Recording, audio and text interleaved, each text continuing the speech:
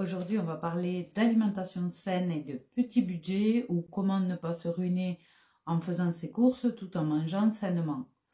Vous pouvez facilement diviser par 2 votre ticket de caisse chaque semaine, alors restez bien avec moi. Mais d'abord, générique Monique.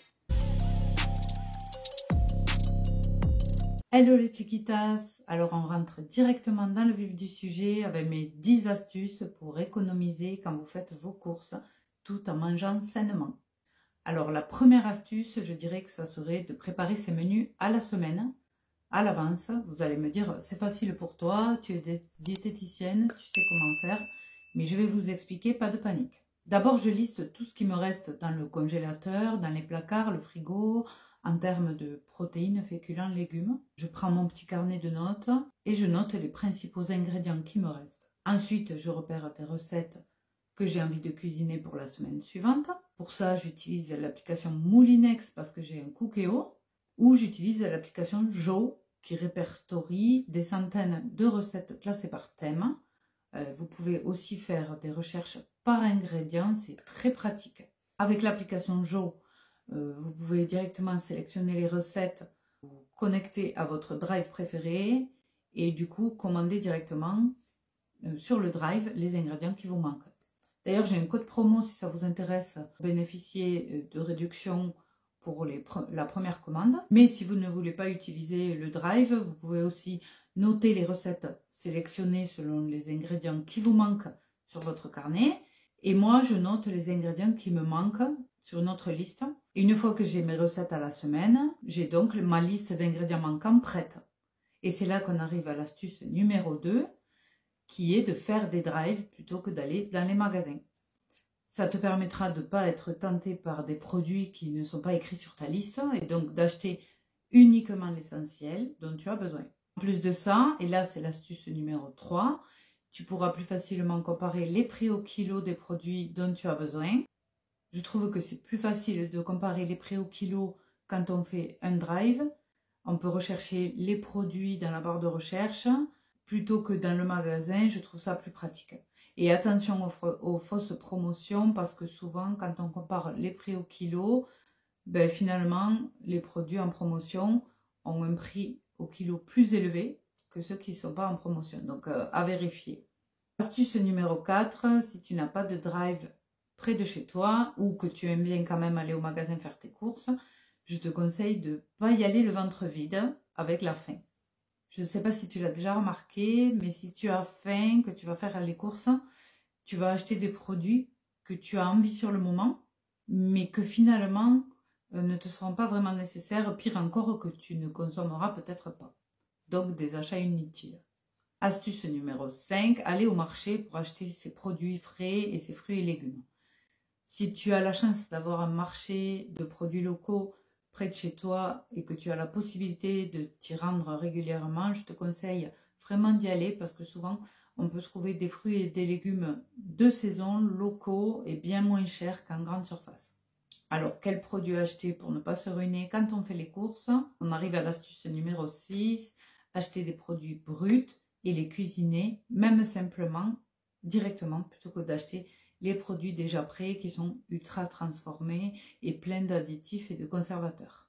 Pas besoin d'être un grand cuisinier renommé, 5 étoiles, machin, pour cuisiner des produits bruts. Il suffit quelquefois de quelques épices et d'aromates pour transformer 2-3 légumes en un super bon plat. D'ailleurs, sur mon compte Instagram, je publie régulièrement des recettes faciles à faire. Donc, si tu veux les retrouver, je t'invite à t'abonner à mon compte Ma Diète Madi sur Instagram.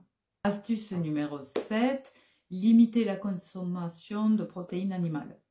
Vous le savez peut-être déjà, mais la consommation de viande rouge, blanche, de poisson ou d'œuf n'est pas obligatoire à chaque repas tous les jours.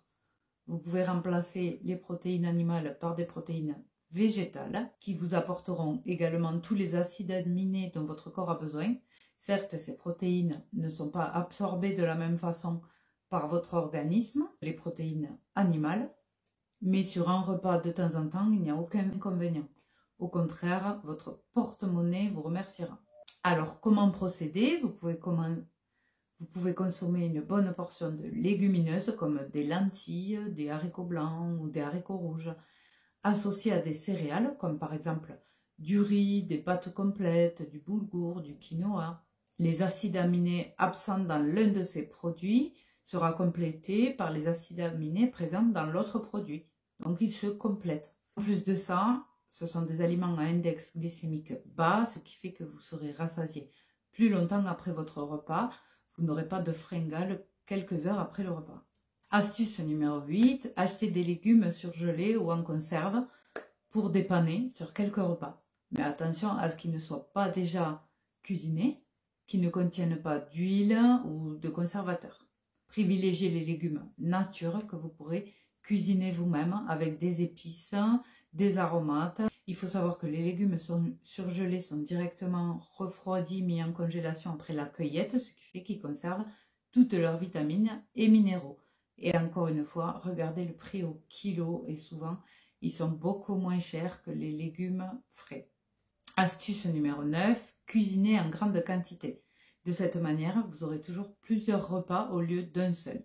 Par exemple, si vous êtes une famille de 4 personnes, il vous suffit de doubler les quantités, vous cuisinez une seule fois et vous avez 2 repas.